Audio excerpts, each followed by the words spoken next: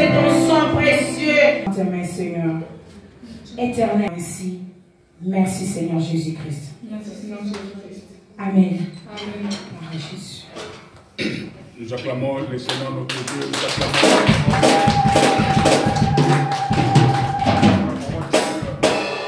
Je vous salue tous au nom de Jésus-Christ Nazareth. Amen. Est-ce que nous sommes dans la joie? Amen. Oui, parce que à ce moment, pour certains, ils continuent toujours à être confinés. Mais nous, par la grâce de Dieu, nous sommes là pour la gloire du Seigneur. Amen. Amen. Par l'amour du Seigneur, aujourd'hui, nous allons partager un sujet important. Un sujet important qui va nous aider, vraiment qui va nous aider à vivre la gloire du Seigneur. Amen. Amen. Ok, gloire soit rendue à Dieu. Un sujet très important. Donc, notre thème, c'est détruire l'autel de Baal pour construire l'autel à l'Éternel pour Dieu. Et parmi les sous-thèmes, nous sommes en train d'exploiter les sous-thèmes, les composants de l'autel et ses raisons fondamentaux.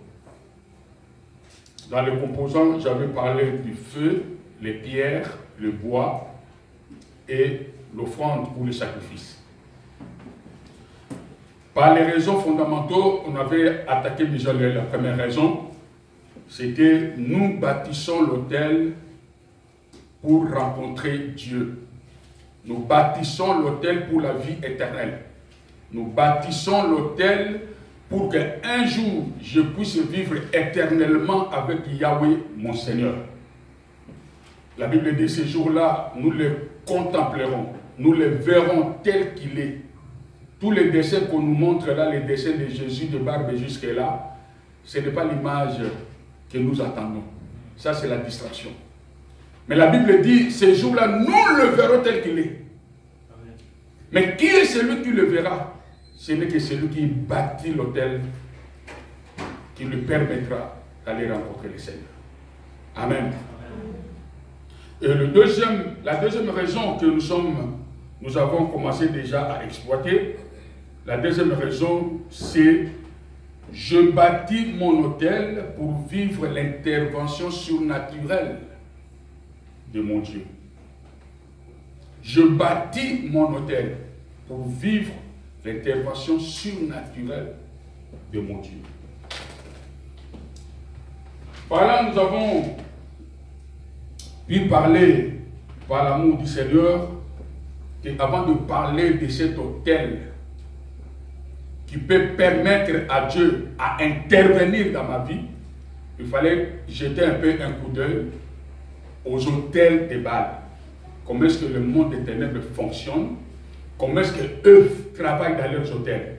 Ça va nous donner l'idée. Comment est-ce que nous devons bâtir l'autel pour détruire l'autel de l'ennemi? Tu sais, un boxeur, quand il est en train de se préparer pour le combat, il a besoin vraiment de savoir la personne qu'il va affronter. Comment est-ce qu'il joue son jeu, comment est-ce qu'il est fort sur quel point, il est faible sur quel point, il étudie l'adversaire. Cela lui permettra de se préparer pour la victoire. Nous avons besoin que le camp de l'ennemi sache que nous sommes de Dieu. Nous avons besoin que le monde des ténèbres sache que celui que nous prions est plus puissant qu'eux. Nous avons besoin que celui qui adore les Baals puisse comprendre que le Dieu que je prie est plus puissant que son Dieu. Avant d'entrer dans l'enseignement, mes frères et sœurs, je veux seulement te rassurer que si tu es dans le camp de Yoshua Mashiach, tu es plus que vainqueur. Amen. Tu n'as pas à te plaindre, tu n'as pas à avoir peur. Parce que dans notre camp, nous ne sommes que là pour parler. Mais pour combattre, il y a une autre personne qui combat à notre place. C'est tout comme un enfant qui a son grand frère qui est le plus fort du monde. Lui n'a pas peur des gens, non pas parce qu'il est fort. Il n'a pas peur parce que son grand frère est le plus fort. Quelle que soit ta taille, tu feras un petit gamin commence à te parler. Avec audace. Tu dis, il faut faire attention. Parce que derrière lui, il y a une autre force. C'est ce que nous sommes. Quand nous parlons, quand nous crions, quand nous disons tout ce que nous pouvons dire au diable, au démon, ce n'est pas parce que nous sommes forts, mais c'est parce que celui qui est à notre côté est plus fort que nous. Alors, c'est pourquoi il a dit, c'est moi qui combats à votre place. Alléluia. C'est pourquoi rapidement, mes bien-aimés, j'avais pensé à avoir un peu de photos. Parce qu'il arrive des fois quand nous donnons des explications, tu vois comme ce sont des choses qu'on est en train de vanter. Il arrive des fois quand les gens qui ont passé le moment dans le monde des ténèbres donnent le témoignage, tu ne réalises vraiment pas comment est-ce que ces choses se passent. C'est pourquoi je me suis dit que je vais aller un peu rapidement, mais dit qu'avec les images, vous allez facilement comprendre. Le monde des ténèbres a un objectif, voler, détruire et égorger. La Bible dit que Jésus-Christ est venu pour voler, détruire et égorger. Dans le voler, détruire et égorger, tout ce que nous connaissons par rapport à la sorcellerie, à la magie, aux sciences occultes, ne conjugue que ces trois verbes. Voler, détruire et égorger. C'est pourquoi si la Bible dit ne donnez pas l'accès au diable, si tu donnes l'accès au diable, c'est pour te voler, te détruire, t'égorger. Amen. Alors, là, je voulais commencer par là. Je vous présente d'abord le sanctuaire du diable. Tu vois, le sanctuaire, cela veut dire que quand quelqu'un va trouver un marabout, va trouver un féticheur, va trouver un sorcier dans leur loge. Voilà les composants de leur loge. Il y en a plusieurs. Là où, quand tu entres, tu sens une puissance qui te ramasse, même à la porte. Une puissance, parce que ce n'est pas des jeux. C'est là où demeurent les esprits méchants. C'est pourquoi le sanctuaire du diable, comme je viens d'écrire, c'est le sanctuaire d'invocation du diable et d'invocation des esprits méchants. Le sanctuaire où c'est un lieu de réclamation ou de déclaration. Quand quelqu'un va trouver les marabouts pour te faire du mal, quand ils entrent dans le sanctuaire, on lui demande des choses qui permettra aux esprits méchants d'avoir l'ouverture ou la capacité d'aller attaquer.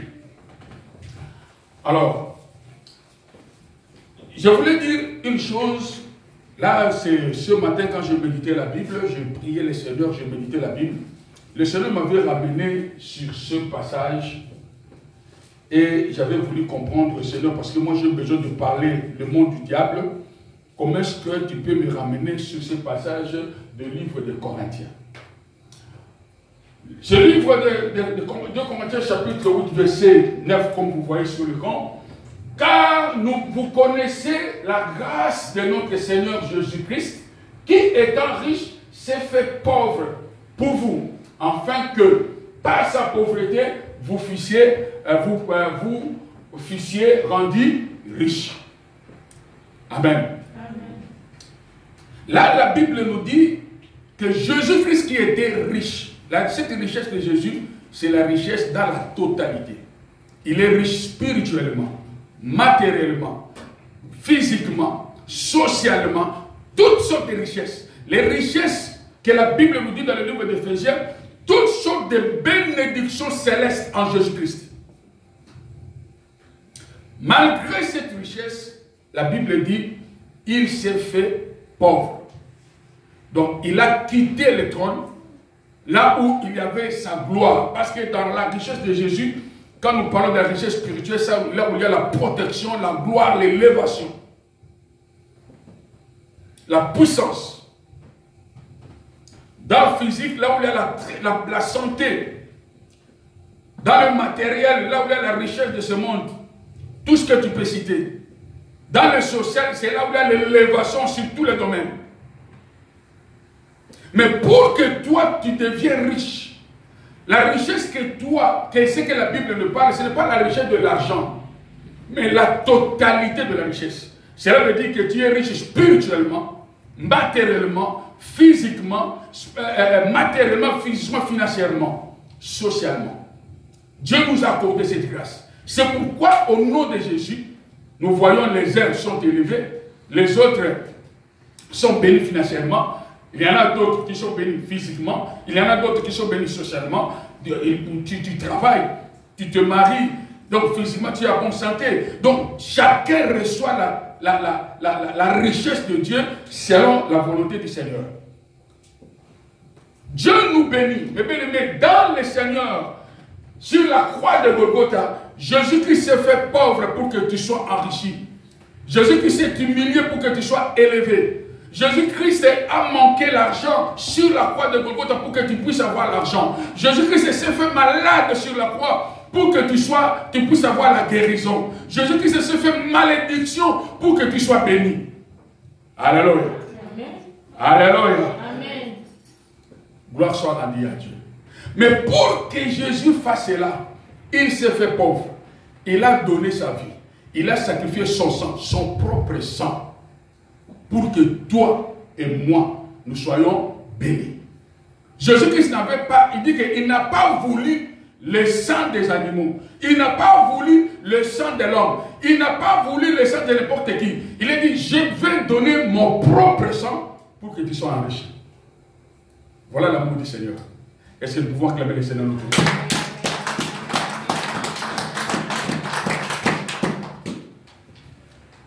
Dans le camp de l'ennemi, mes frères et sœurs, j'avais eu le temps de regarder que si Jésus-Christ a donné son sang, pour que lui, qui était riche, il s'est fait pauvre, pour enrichir les pauvres. Est-ce que tu comprends? Est-ce que tu me comprends? Jésus-Christ, il est riche. Dans la nature de la richesse, il a accepté de se faire pauvre pour enrichir les pauvres.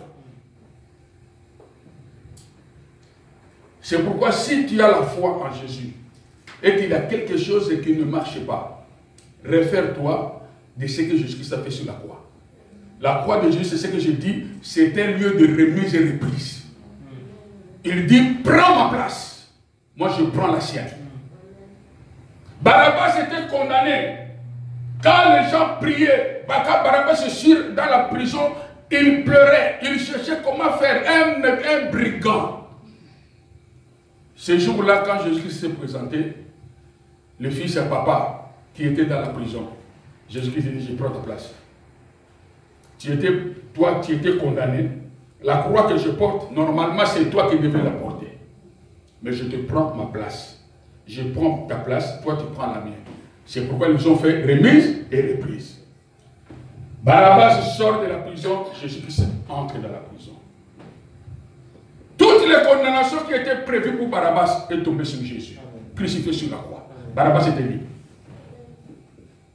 Tu peux être cloué dans l'esprit de maladie, dans l'esprit de la pauvreté, dans l'esprit, tu es dans la prison du diable. Jésus-Christ a dit, cette place-là n'est pas pour toi, c'est pour moi. Tu dois sortir. Amen. Remise et reprise. Alléluia. Mais comme Jésus-Christ a une place, c'est pourquoi nous voyons la croix sur le mont de Golgotha. Jésus-Christ a une place qui avait réservée pour qu'il y ait la remise et reprise. La Bible dit, lui qui était riche, lui qui avait l'abondance, la totalité de l'abondance, il s'est fait pauvre. Cela veut dire une personne qui n'a rien. Pour permettre aux pauvres de prendre sa place de la richesse et de lui prendre la place de la pauvreté. J'avais pensé peut-être que tu allais acclamer le Seigneur et pourtant tu es bon. Alléluia. Gloire soit rendue à Jésus. C'est pourquoi si nous déclarons que nous sommes plus que vainqueurs, c'est à cause de ça. Si tu as le problème, tu commences à prier, tu dis Seigneur, prends ma place. Prends ma place. Parce que ce n'est pas moi qui mérite. La Bible dit c'est un homme habitué à la douleur, un homme de souffrance. Cela veut dire que Jésus-Christ n'est pas un homme de souffrance. Parce qu'il a porté sur lui le corps de souffrance. C'est lui qui supporte les souffrances. Nous ne supportons pas les souffrances. Nous, moindre douleur, tu commences à pleurer. C'est pourquoi Jésus s'est dit, j'ai compris, tu n'es pas fort. Donne-moi ta souffrance. C'est moi qui peux supporter.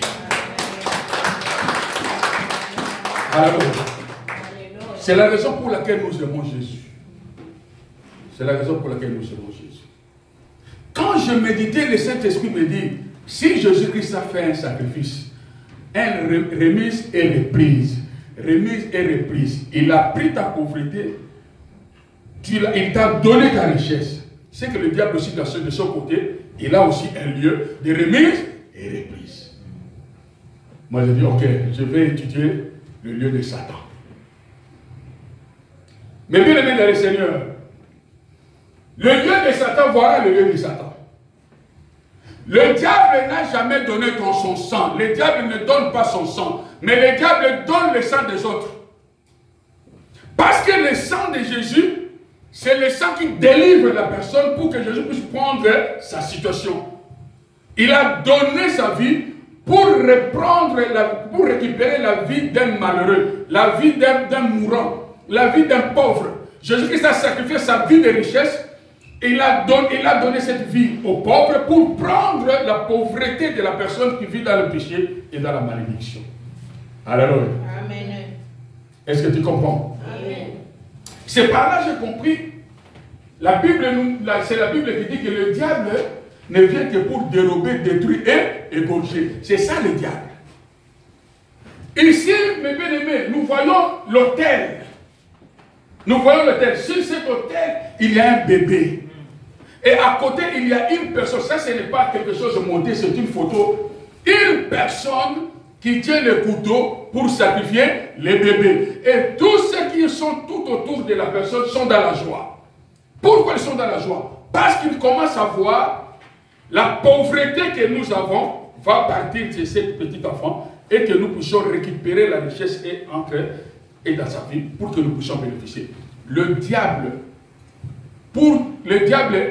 dans le sens inverse, lui qui est pauvre, il se fait riche pour t'appauvrir. Est-ce que tu as compris? Amen. Le diable est pauvre, mais il se fait riche pour t'appauvrir. Cela veut dire que lui, il n'a rien. Il est descendu, lui qui n'a rien, il a fait un petit jeu pour que tu puisses perdre la richesse que tu as. Comme ça, lui, il récupère la richesse et il te laisse dans la pauvreté. L'exemple en est que dans le jardin d'Éden, le diable n'avait rien. Dieu nous avait donné tous les pouvoirs possibles. On avait l'autorité même sur Satan. L'autorité sur le monde des ténèbres. Quand le diable veut voir qu'on m'a chassé du ciel, quand le diable était chassé du ciel, Dieu ne lui a pas donné tout le pouvoir. Il ne peut pas donner toute autorité. Il ne lui a pas donné toute la richesse. Toute la richesse, le pouvoir, l'autorité, Dieu avait remis ça à l'homme. Le diable dit, pour moi, je me vide, il faut que je puisse récupérer. Il s'est fait riche. Il vient avec les ruses. Il s'est fait riche. Il a trompé l'homme. Quand l'homme est tombé dans le piège, il récupère la bénédiction de l'homme. Il lui donne sa malédiction. Lui qui était pauvre, il s'est fait riche pour t'appauvrir.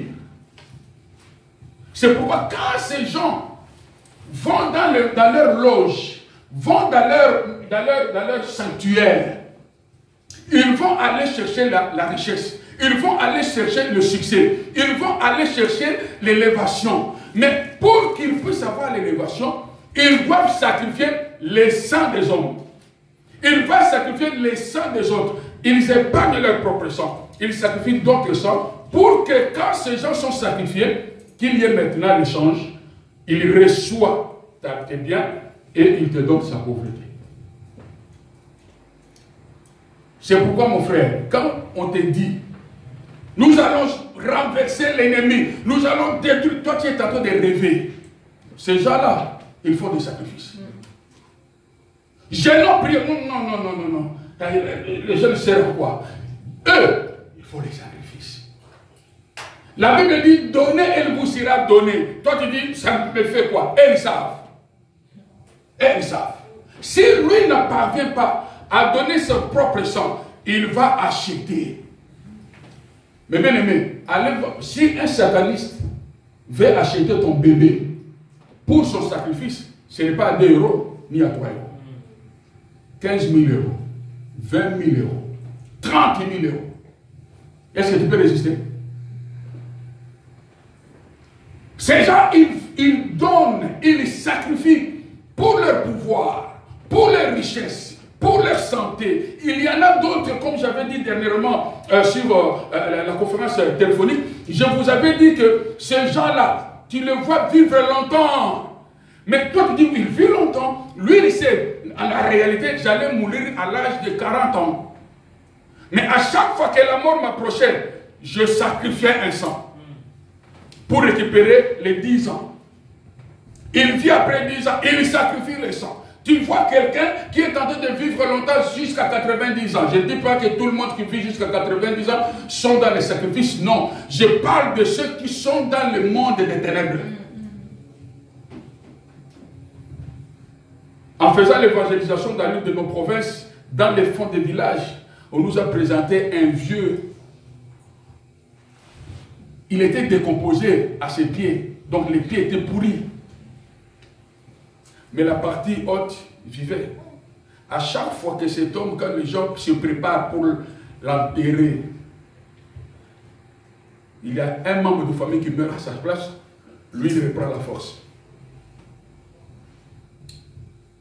Moi je leur avais dit, si vous acceptez Jésus, il va mourir. Si vous acceptez Jésus-Christ de Nazareth, il va mourir. Alléluia. Amen. Alléluia. Amen. Les sacrifices que ces gens-là font. C'est pourquoi mon frère, il y a des sacrifices. Je vois que ça c'est les sacrifices des bébés. Je vais en profiter par rapport aux bébés. Je vais vous dire que il y a dans des maisons où cet homme a besoin de garder le pouvoir.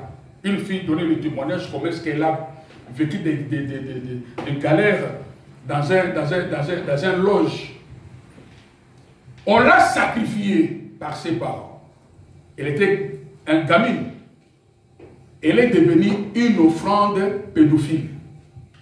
Tous ces papas-là passaient sur cette fille-là. C'était le sacrifice de pouvoir de son père. Les bébés. Quand vous attendez une personne, un papa, aller violer un bébé de 2 mois, il n'est pas fou. Il n'est pas fou. Le sacrifice. Alléluia. Il n'est pas fou. C'est le sacrifice. Mais bien aimé dans le Seigneur, cela est très important. Que nous puissions comprendre que si nous, les enfants de Dieu, nous dormons, dans le monde des ténèbres, ces gens-là ne dorment pas. Si toi tu fais semblant comme s'ils n'existaient pas, ils ne font pas semblant. Eux savent que les chrétiens existent. Il faut les combattre. Si toi tu fais semblant comme si ces gens n'existaient pas, mais eux savent que les chrétiens existent, il faut les combattre. Alléluia. Alléluia. Alors, je continue. Ici nous avons la photo que vous voyez. Quand on nous parle qu'on veut te bloquer, on veut bloquer ta vie, on veut te dominer, on veut faire quelque chose pour toi, il faut que quelqu'un puisse prendre un symbole qui t'appartient. Soit la photo, soit un morceau de ton habit, soit un peu de cheveux, il y a quelque chose de toi.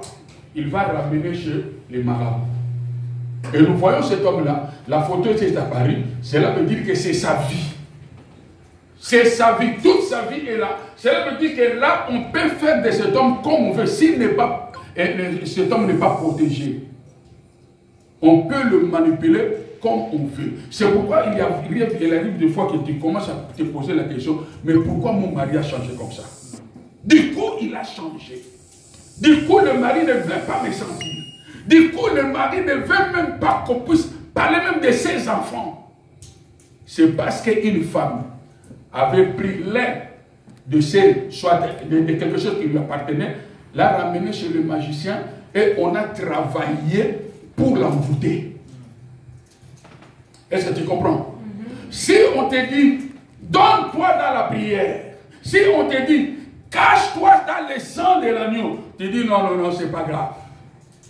C'est pas grave, mais le monde des ténèbres sait que si tu es dans la distraction, ils peuvent changer ton cerveau. Ils peuvent changer ton cerveau. Alléluia. Alléluia.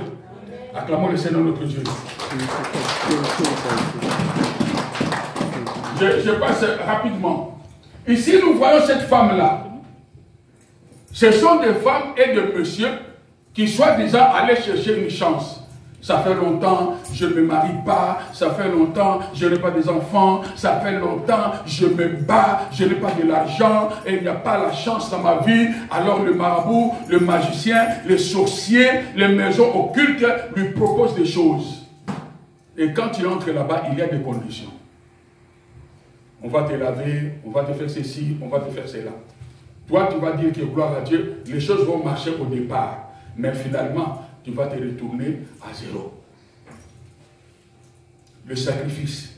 C'est là où, comme l'exemple de cette femme-là, tu vois ce qu'on est en train de souffrir de donc on est en train de l'envoûter. Quand on va lui dire, donne-nous ton premier fils pour que tu deviennes riche, elle est déjà envoûtée.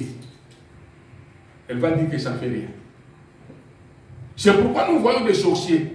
Après avoir tué quelqu'un, la première personne qui va pleurer à 100%, même à 250% d'énergie, c'est le sorcier. Pourquoi? Parce que le sorcier dit, on m'a trompé. Mais il ne peut jamais dire ça. Il était envoûté. Et dans les sacrifices, il se réfère au sacrifice d'Isaac. Dieu avait dit quoi? Donne-moi ton Isaac, le fils unique que tu aimes. Quand le sorcier demande un sacrifice, il ne demande pas n'importe qui. Il demande que c'est de toi que tu aimes là. Si c'est ta mère qui est le chéri de ton cœur, c'est ce que les sorciers vont demander. Donne-nous ta mère. Oh, je vais donner mon fils. Non, non, non, c'est seulement ta mère. Je vous avais dit que le diable est là pour copier tout ce que Jésus-Christ a fait. Mais dans le mauvais sens. Amen. Amen. Amen. Amen. Ici, ce monsieur que tu vois là, ce n'est pas un cadavre. Une personne vivante, mais qui a besoin de sacrifier son âme à Satan pour qu'il puisse régner. Il y en a d'autres qui entrent dans les cimetières, il y en a d'autres qui entrent dans les cercueils, il y a plein de choses que ces gens-là disent. Ce sont des réalités. C'est pourquoi je vous ai dit, Dieu, la façon que Dieu m'a inspiré, le diable me donne, si tu vois une personne qui donne son propre sang, cela veut dire qu'il a donné, maintenant il n'a plus de sang, il n'a plus de sacrifice, il donne maintenant son propre sang, mais pour sa mort.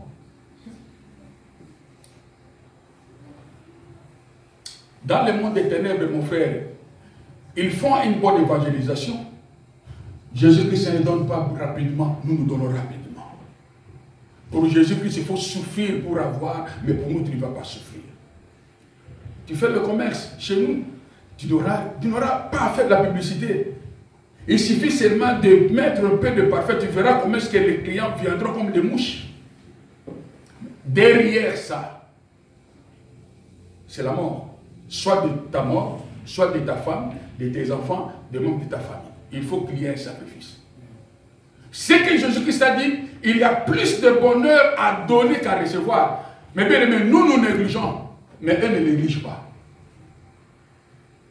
Ils ne se présentent pas devant leur Dieu main vide. Si c'est un Dieu qui mange le sang, à chaque fois qu'il se présente avec une offrande de sang. Si c'est un Dieu qui mange l'argent, à chaque fois qu'il se présente avec l'offrande de l'argent. Si c'est un Dieu qui mange les têtes des hommes, avant qu'il se présente, il vient avec une tête. Toi, quand on te dit, ne marche pas un pied dedans, un pied dehors, tu fais comme si on est en train de te tromper, de te manipuler. Oh, j'en ai marre, Dieu ne fera rien. Avant que tu puisses aller en enfer, tu seras maltraité par ce monde-là. Amen. Amen. Amen. Amen. Tu vois le message avec le costume. Cela veut dire que celui-ci, c'est l'image de ministre, c'est l'image de maire, c'est l'image de gouverneur. Il a besoin de garder son poste. Il y a des gens qui ont nous, si on dit que nous avons une prière matinale, les chrétiens ne viendront pas.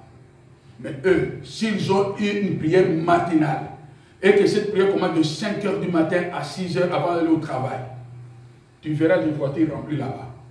ils viendront commencer dans leur sanctuaire. C'est pourquoi nous les chrétiens, nous, Jésus-Christ a dit, ces gens-là sont plus sages que nous, sont plus prudents que nous, sont plus obéissants que nous. Si c'est écrit, avant d'entrer dans la maison de Dieu de Baal, il faut ôter les chaussures. Si tu entres avec tes chaussures, tu deviendras fou. Tu ne verras personne. Quelle que soit la valeur de tes chaussures, ça va rester dehors. Ces gens obéissent parce qu'ils savent que le diable ne pardonne pas. Nous, comme nous avons un Dieu riche en bonté, en compassion, Dieu qui continue à pardonner éternellement, tu entres dans les désobéissances parce que tu sais qu'il va me pardonner. Mais là-bas, on ne pardonne pas. Tu as compris? Alléluia. La première partie que je viens de montrer, pour que vous sachiez, ces choses-là existent. Les images que je vous ai montrées, pour que vous reteniez dans vos familles, des choses-là existent. Là où tu travailles, ces choses-là existent. Il y a un monsieur qui était bien dans son poste de travail et tout ça. Un matin, il est rentré dans son bureau, il était très bien. Quand il s'est mis sur la chaise, il sent à lui les dégoûts de travail. Il n'a plus besoin de travail. Il va lui-même trouver son directeur à partir du jour où je travaille plus. Tu penses que cet homme-là, ça vient de ses propres sentiments? La chaise a été envoûtée. La chaise a été sacrifiée. Comme il n'avait pas Jésus-Christ de Nazareth. L'homme qui cherchait, peut-être celui qui a fait ça, c'est son secrétaire. Peut-être c'est son adjoint. Comme il enviait le poste, il est parti trouver son marabout. Le marabout a fait des choses et le match est renversé. C'est pourquoi, mon frère, pour renverser ces autels, pour renverser ces puissances, ce n'est pas n'importe quelle offrande que tu peux donner, ce n'est pas n'importe quel autel que tu peux bâtir.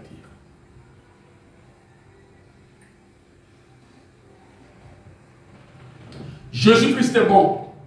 Tout ce que la Bible dit, comme nous sommes des coins de Dieu, nous sommes les intouchables. Aucune puissance des ténèbres ne peut nous toucher. La Bible nous déclare que ne donnez pas l'accès au diable. Cela veut dire que le diable ne peut pas te toucher si ta vie est dans le Seigneur. Si tu es obéissant à Dieu, le diable ne te touche pas. C'est pourquoi j'avais parlé de l'autel qui est le cœur pur. Si ton cœur est pur et que tu t'es séparé du mal, dans ta maison, il n'y a pas de choses de marabout. Dans ta maison, il n'y a pas les dieux de franc-maçonnerie. Il n'y a pas les objets interdits dans ta maison. Ces gens-là viendront, mais ne trouveront rien d'eux dans ta maison. Et ça sera ta force. C'est pourquoi je vous avais dit, il faut regarder dans ta maison. Est-ce que tu n'as pas les objets de Baal? Tu n'as pas les interdits dans ta maison. Des choses volées, des choses escroquées, des choses que toi tu as pris à partir de mensonges. Cela veut dire que tu as menti un véritable dossier qui a permis que tu puisses avoir une voiture, tu puisses avoir... Mais bien aimé, il y a une personne qui dit que moi je ne vis que des mensonges. Même sa maison, lui, comme il est un menteur de haut niveau, il va faire des magouilles là-bas pour avoir de l'argent qui lui permet de continuer à vivre. Une telle personne est au merci du diable. Tu peux manger aujourd'hui, demain et après-demain, on te mange. En te mangeant, on récupère tous les biens que tu avais pris là. Alléluia. C'est pourquoi, mon frère, ma soeur, tu es obligé de bâtir l'autel. Là, nous avons vu les composants de l'autel. Je vous avais parlé. J'ai souhaité les présenter par image. Nous avons là le feu, nous avons le bois, nous avons la pierre et nous avons l'offrande.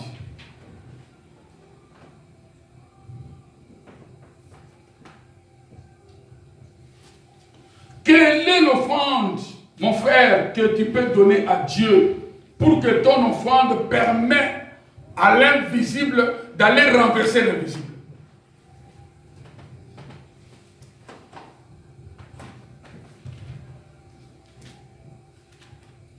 Nous rentrons un peu dans le premier livre du Nouveau Testament, le livre de Genèse.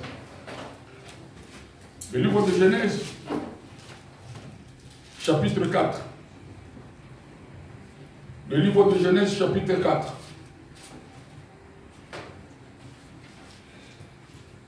Nous lisons le 4e et le 5e verset. Nous commençons par le 3e verset.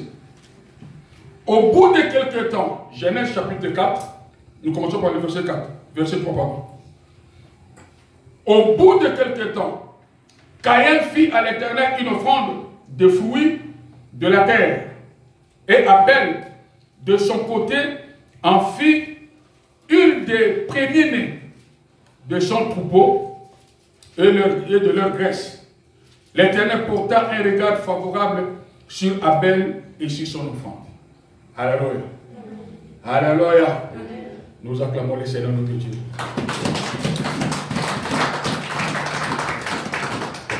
Quand on était des petits enfants, on nous parlait de l'offrande de Caïn et d'Abel. On nous disait que si l'offrande de Caïn n'était pas agréable à Dieu, parce que Caïn avait choisi des fruits pourris.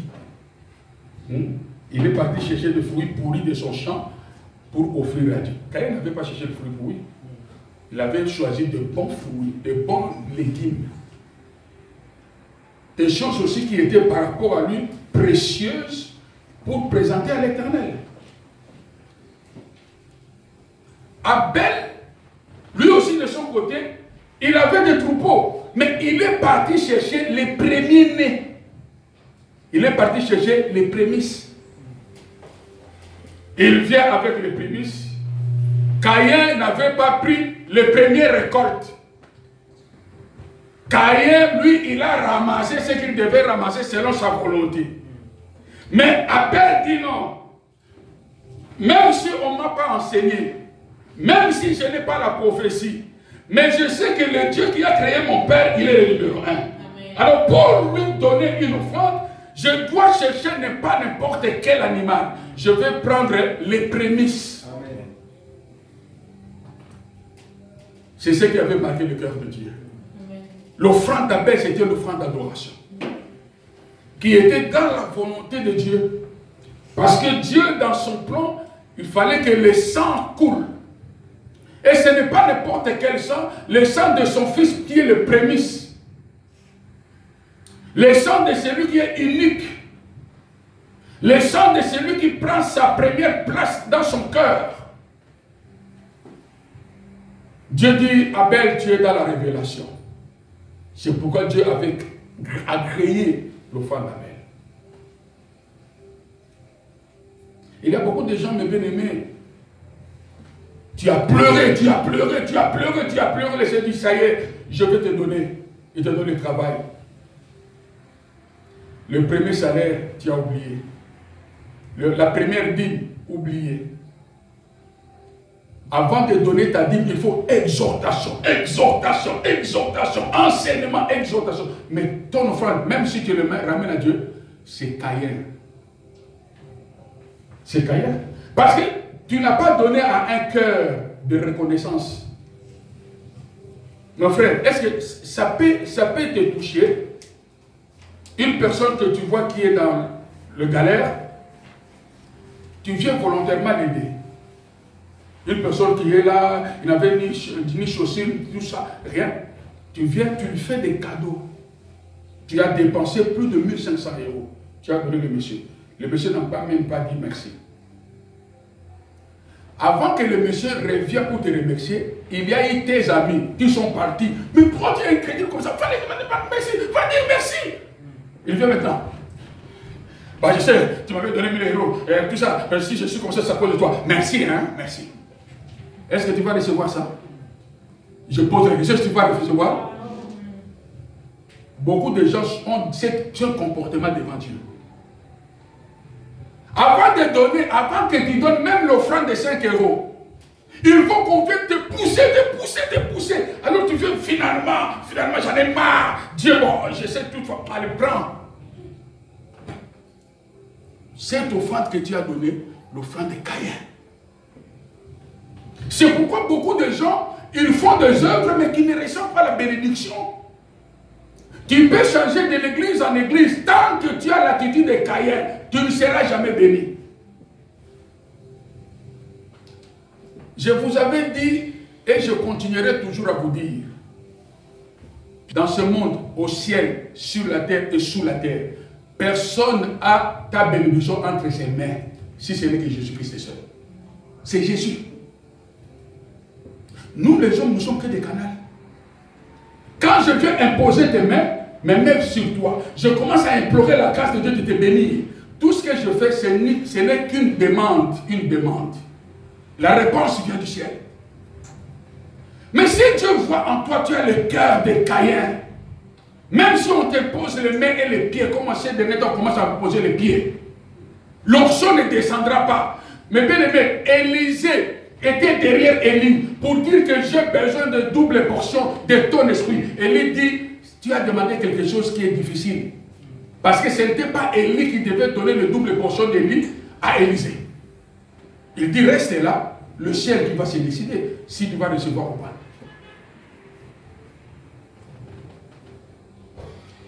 N'ayez pas le cœur de Caïn. Il faut avoir le cœur d'Abel. Caïn, je vais vous définir le cœur de Caïn. J'avais prévu aussi l'image de Caïn et Abel. Je vais vous présenter l'image du cœur de Caïn d'abord. Le cœur de Caïn, c'est un cœur égoïste. Le cœur de Caïn, c'est un cœur irreconnaissant. Le cœur de Caïn, c'est un cœur quand il donne avec des murmures. Le cœur de Caïn, c'est un cœur, avant de donner, il fait des combats intérieurs. Je vais donner 100 €, c'est trop. 50, j'ai des problèmes. Donc, pour donner l'argent, toi-même, tu te bats contre toi-même. Tu te fais les guerres intérieures. Pour donner ne plus que 5 €. Tu quittes ta maison avec l'esprit de Dieu, te dit, donne l'offrande de 10 €. 10 €, papa, quand tu descends de la gare, le diable commence à te visiter. 10 €. Même toi-même, 10 € à l'église, 10 €. Tu vois que si toi tu donnes 10 €, c'est frère donne 10, 1, 2, 3, 4. Tu vois que aujourd'hui, tu peux laisser 1000 € à l'église. Et toi, après l'église, tu ne vas pas manger. Oui, oui, Satan, tu as raison. Je retire. Tu retires 5 €. Tu avances là-bas, dis, mais ce que tu as retiré ne suffit pas. Tu sais que les sandwichs là, c'est 5 €. Et les canettes, tu ne peux pas prendre les canettes. Tu as quitté ta maison. Tu as quitté ta maison avec l'esprit d'aller bénir le Seigneur avec 10 €. Mais tu arrives à l'église avec 2 €. Pose-moi la question. Je te pose la question. Les 2 € qu'ils te donnent, c'est l'offrande de Caïn ou l'offrande d'Abel? C'est l'offrande de qui? C'est pourquoi les Caïns sont toujours jaloux. Quand les Caïns voient qu'Abel, à cause de donner, il vient toujours donner des témoignages. À la fin, dans notre église, il se venait donner des témoignages tous les dimanches. Alléluia, amen. Ah, aujourd'hui, le Seigneur m'a fait ça, m'a fait ça, fait ça. Dimanche, alléluia, amen. Et tu vois les Caïns? Oh, qui va donner des témoignages? Tout le monde fait les Caïns, c'est comme si c'est moi qui le Seigneur qui parle. Non.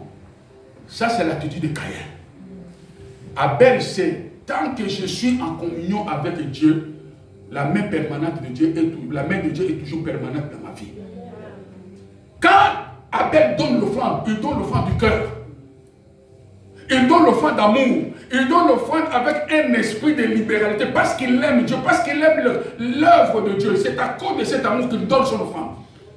C'est l'offrande qui est agréable. Et le ciel est permanent. Le ciel, pardon, la porte du ciel est ouverte à cet homme, à cette femme d'une façon permanente. Cette porte est ouverte. Alléluia. Amen. Le cœur de Caïn. Il y a des gens, mes bien-aimés, dans l'église, quand toi, tu n'es que là pour critiquer les serviteurs de Dieu, tu n'es que là pour critiquer l'église, tu n'es que là pour décourager les gens. Tu n'es que là pour... Bon, pour toi, tu as toujours des choses négatives quand tu parles de l'église, quand tu parles des serviteurs de Dieu. Mais si ce cœur-là va offrir à Dieu, Dieu te voit hypocrite. Dieu te voit hypocrite. Tu as ton offrande, c'est l'offrande de Caïn. L'offrande de Caïn. Tu sais, beaucoup de gens pensent que Comme la Bible dit, donner, il vous sera donné. C'est comme si je peux donner n'importe quoi, ça me sera donné. Non. Dieu a demandé les offrandes aux enfants d'Israël.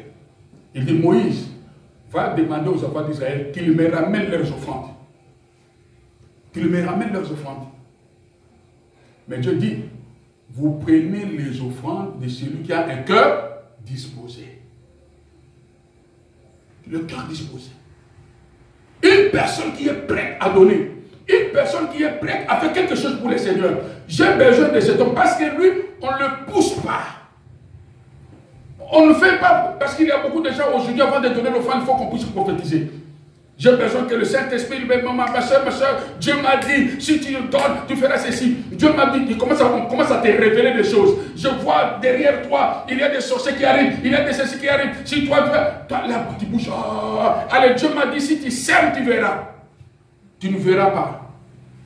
Ce n'est pas la prophétie qui te bénit, mais c'est l'obéissance du cœur. La prophétie peut révéler des choses qui sont vraies. Mais si ton cœur n'est pas disposé à vivre la réalité de cette prophétie, tu ne verras rien. Tu peux condamner la prophétie. Ce n'est pas le prophète qui te bénit. Le prophète vient te donner une révélation. Mais la bénédiction vient de Dieu. C'est à toi d'être en communion, en contact avec le véritable révélateur. C'est là où le révélateur fera grâce pour que la prophétie devienne une réalité. Est-ce que tu me comprends? Amen. Va demander l'offrande d'Abel. L'Abel, son cœur est bien disposé. L'Abel est reconnaissant. Abel sait pourquoi il donne. Abel, quand il donne, ce n'est pas parce qu'on l'a poussé de donner. Mais son cœur a compris que Dieu m'a fait du bien. Je vais donner à Dieu parce qu'il m'a fait du bien.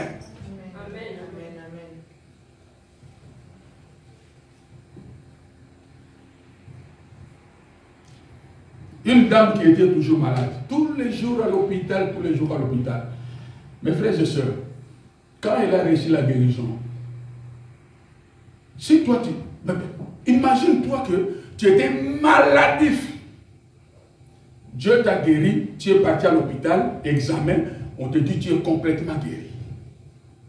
Elle a fait d'abord la fête à la maison, elle a appelé ses amis, nous allons remercier le Seigneur parce que Dieu m'a guéri. La fête, les gens bien, il a fait la dépense bon, je vais dire n'importe quoi, de 500 €.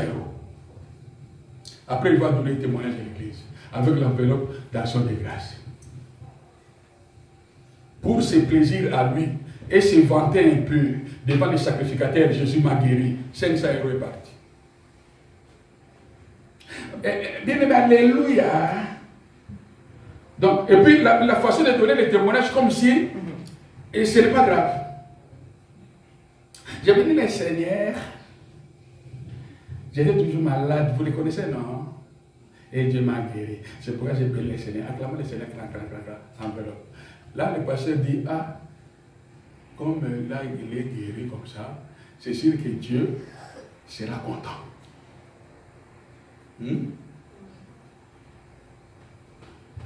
Le pasteur ouvre un peu 5 €. Dieu l'a guéri de cette maladie. Remerciement du Seigneur. Ça, c'est quel cœur? Quel cœur? Mais les choses que nous vivons à l'église, vous êtes là, plusieurs parmi vous savent. Nous allons action de grâce, action de grâce. Tu verras un monsieur bien cravaté, bien veste et tout ça. Et souvent, ceux qui mettent les 5 € ne marquent pas leur nom.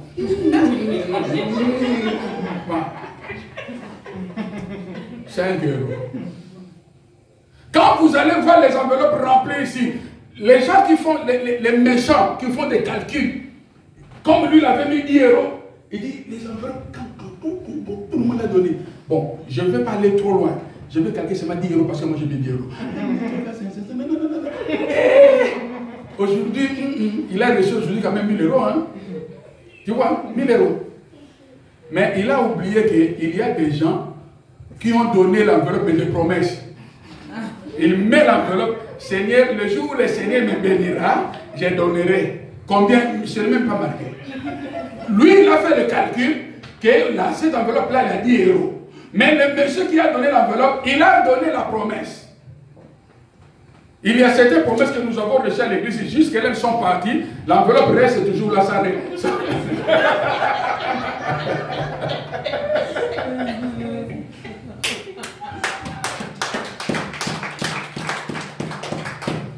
Voilà comment les gens ne sont pas bénis, mes frères. Les gens ne sont pas bénis à cause de leur incrédulité, à cause de leur égoïsme. Si Dieu a dit, même si les gens combattent la dîme, parce que Dieu sait que le cœur de l'homme est égoïste. Si Dieu dit, viens me donner selon ton cœur, mais bien aimé, dans les selon ton cœur. Mais on a vu ça ici. Je vais dire aussi pareil pour les bien-aimés qui se marient. C'est pourquoi si tu te maries, ne tiens pas compte des cadeaux. Parce qu'il y a beaucoup de gens, je vais gaspiller 10 000 euros. Quand les invités viendront, je vais avoir même 15 000. Si tu fais des calculs comme ça, tu vas, après le mariage, tu vas te suicider là. Parce que tu verras une personne, sa façon de se vêtir, quand tu le regardes, sa veste, ça peut coûter 1 000 euros. Son pantalon, 500 euros. Ses chaussures, 2500 euros. Ah, dans son enveloppe, c'est sûr que dans les 1000, hein. Et pourtant, le monsieur dans son enveloppe, 5 euros. 5 euros. Vous verrez plusieurs lots des enveloppes. Là, vous dites, en tout cas, nous sommes bénis. Arrivé là-bas, 5 euros, 10 euros. 5 euros, 10 euros. 5 euros, 10 euros. 5 euros, 10 euros. Toi qui mettais dans ton calcul de 15 000 euros, tu vas te retrouver avec 300 euros. Et la salle était pleine, 300. Oui, parce que le cœur de l'homme est égoïste. Le cœur de l'homme est égoïste. Tu verras les paquets, une personne qui t'arrive avec le paquet, cadeau. Ah, toi, tu penses que ça pourrait être même une radio. Les verres de bambou, là, les petits.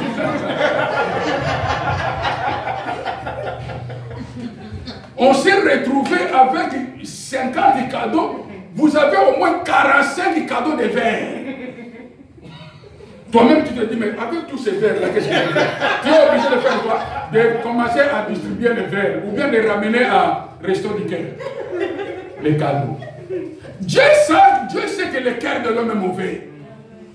C'est pourquoi Dieu dit à l'homme, si je te laisse la liberté de me ramener ce que tu veux dans ton salaire-là, je vais être toujours dessus tous les mois. Ramène-moi ne fût-ce que 10 euros, 10% de ton salaire, comme ça on se limite là. Pour qu'on soit partagé 50-50. Toi tu es content, moi je suis content. Mais malgré cela, l'égoïsme de l'homme va encore plus loin pour dire à Dieu, mais ce n'est pas seulement à cause de toi que je me réveille le matin. Hein? Je ne suis pas obligé de donner même la 10e. Hein?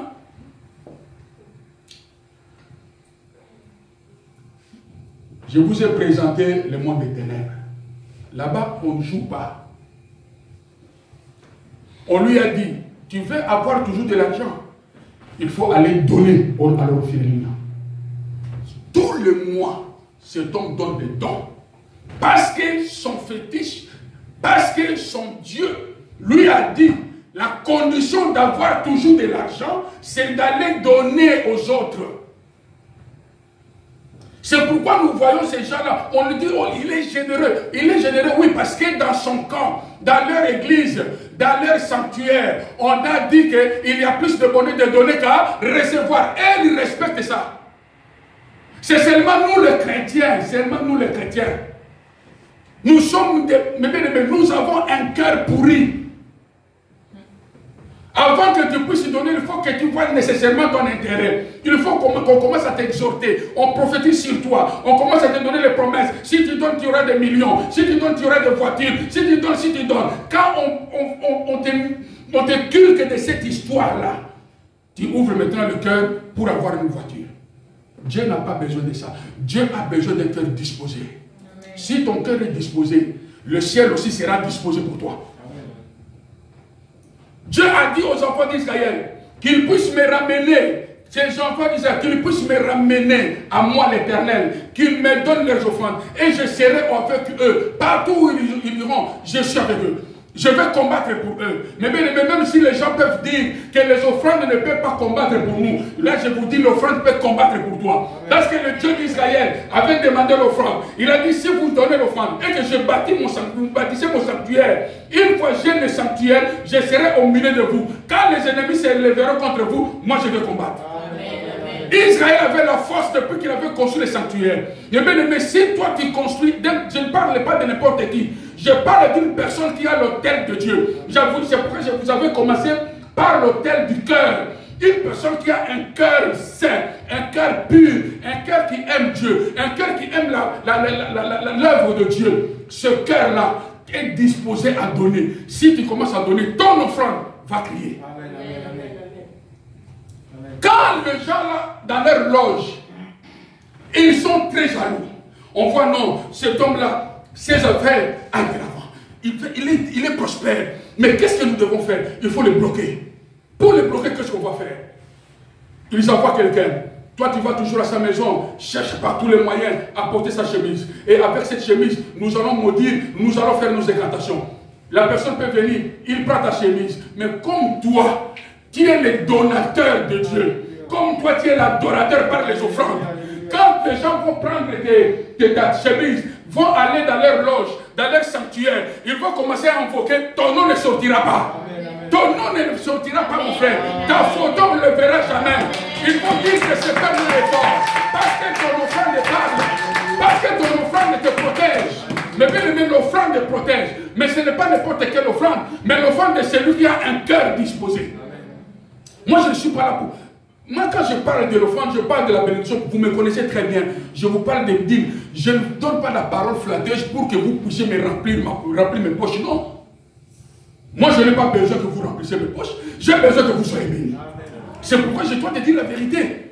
Si tu veux donner la dîme et que tu veux que ta dîme défende ta cause comme Dieu l'a promis, je ne permettrai pas les dévorateurs de détruire tes biens. Il faut que cette dîme vienne du cœur.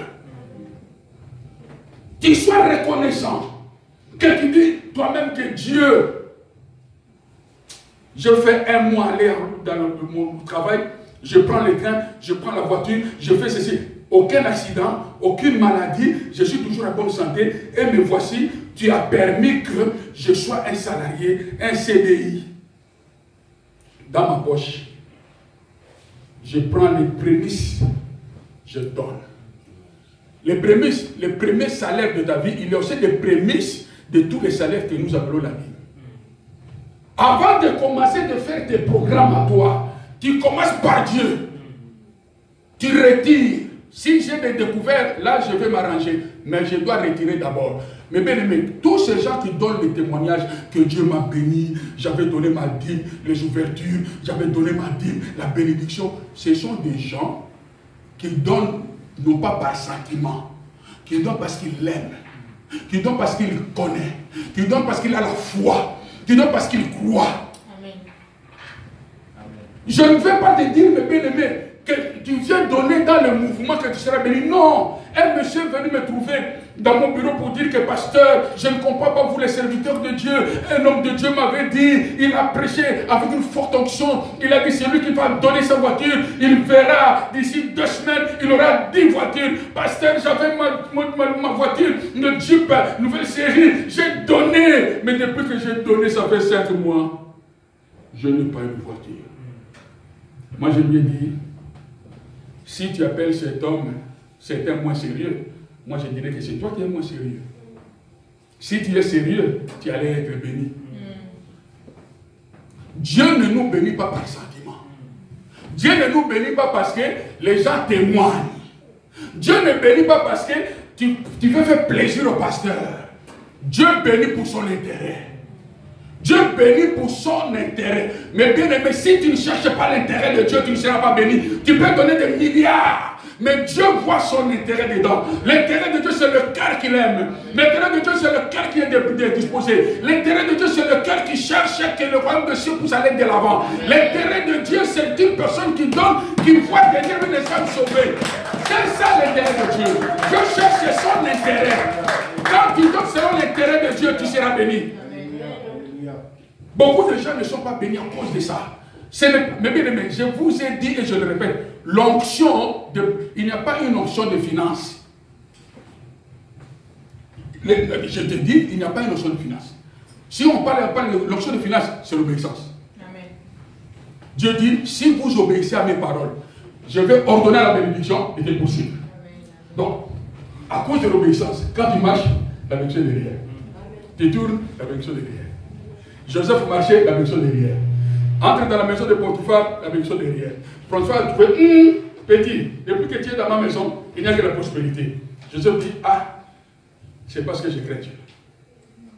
Joseph va dans la prison, la bénédiction est derrière. De la prison à la maison de... À la maison de qui? Du roi Pharaon. Parce que la bénédiction l'accompagnait. Mais bien aimé, si tu es obéissant, la bénédiction de Dieu va t'accompagner. La prospérité t'accompagnera. Quand tu es en train de faire des choses, Dieu est là derrière pour te bénir. La grâce de Dieu est permanente parce que Dieu voit en toi. Tu as un cœur qui est l'autel agréable.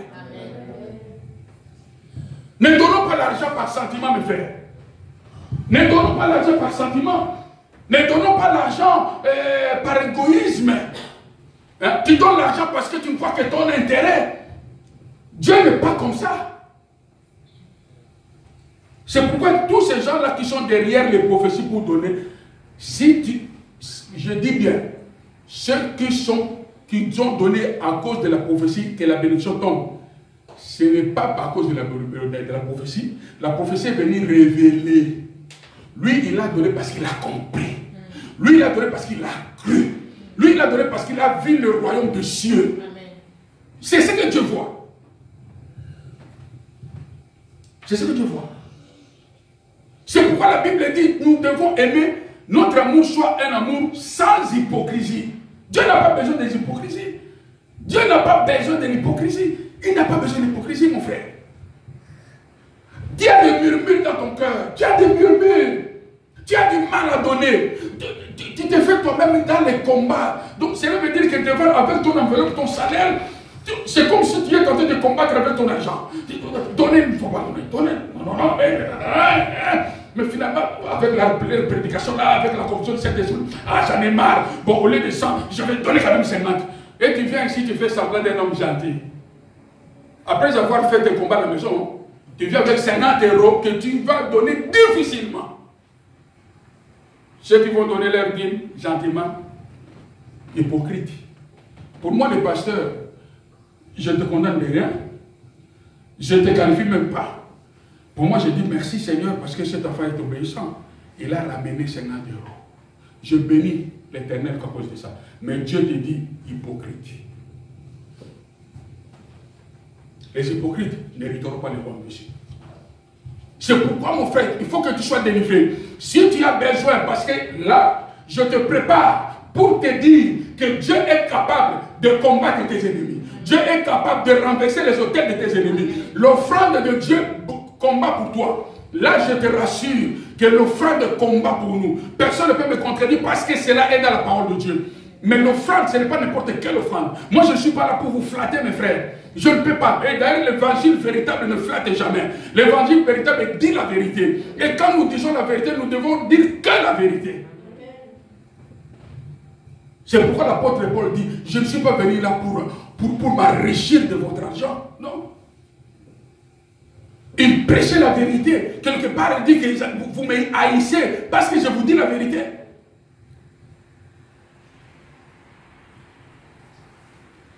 Tu sais, je ne serai jamais découragé. Hein. Le diable a commencé à vous distraire. Même les choses de téléphone, je vous avais dit que Dieu m'avait dit que ces enfants-là, ils commencent à se relâcher. Parce que les enseignements de la délivrance, touchent le cœur des satanistes. Et ils vont se lever pour combattre. Si parmi nous il y a un sorcier, la colère déjà monte jusqu'au-là. Parce que ces enseignements-là, ces gens-là n'aiment pas. Que personne ne te trompe. Que l'esprit démoniaque ne puisse pas t'empêcher, comme j'avais dit que l'enseignement continue, même sur notre conférence téléphonique, je continue le même enseignement, que la puissance satanique ne puisse pas venir te distraire dans ta maison. Tu dis que j'en ai marre avec ces enseignements, je vais rester, c'est pour te maudire. Si tu fuis la vérité, Dieu t'enverra l'égarement. Et avec l'égarement, tu ne vas que croire au mensonge. Quelqu'un te dira, oh mon enfant, donne-moi ta maison et demain tu auras 15 maisons. Comme tu as l'esprit d'égarement, tu ne vas pas réfléchir. Tu vas trouver directement les notaires, change les noms, préfecture, change les noms, et change les noms. Après, oh prophète, j'ai compris, c'est Dieu qui m'a parlé, prends. C'est Dieu qui a permis ça à cause de, pas l'ignorance, mais de l'incrédulité de ton cœur qui est la vérité. Dieu dit, comme tu n'aimes pas la vérité, il t'enverra l'esprit d'égarement. Tu vas croire au mensonge. C'est pourquoi je ne veux pas que toi, tu sois égaré. Je ne veux pas que toi, tu sois une personne emportée par les sentiments. Parce que Dieu n'habite pas dans nos sentiments. Dieu n'agit pas selon nos sentiments. Mais Dieu agit selon l'obéissance à sa parole. Amen.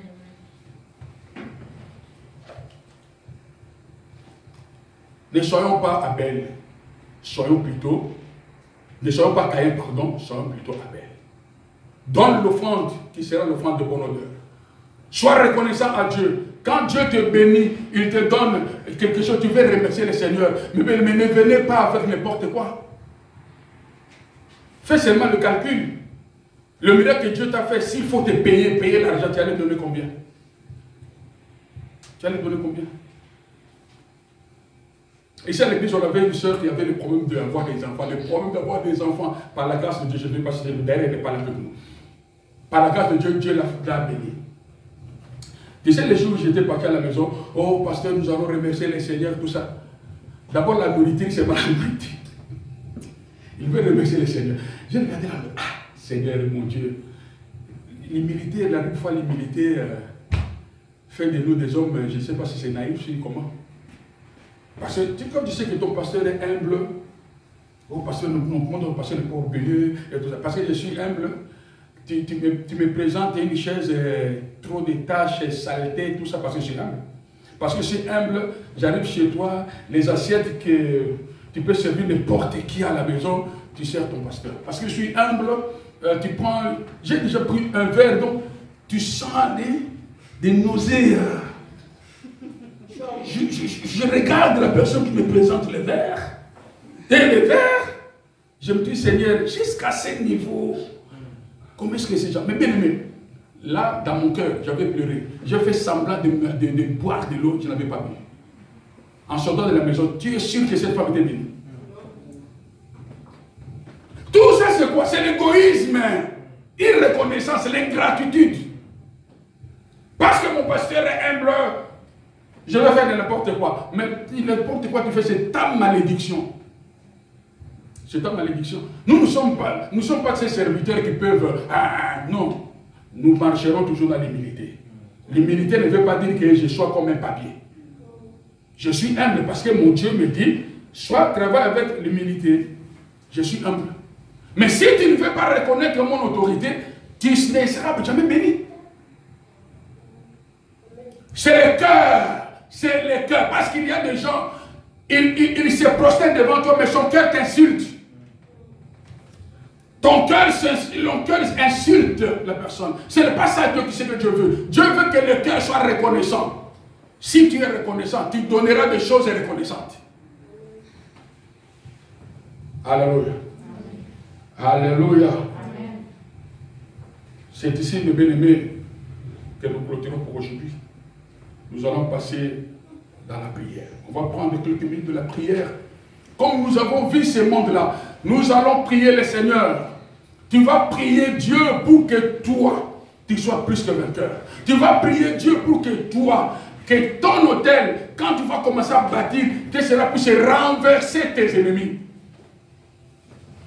Pour que cela renverse tes ennemis. Pour que cela détruise les hôtels de tes ennemis.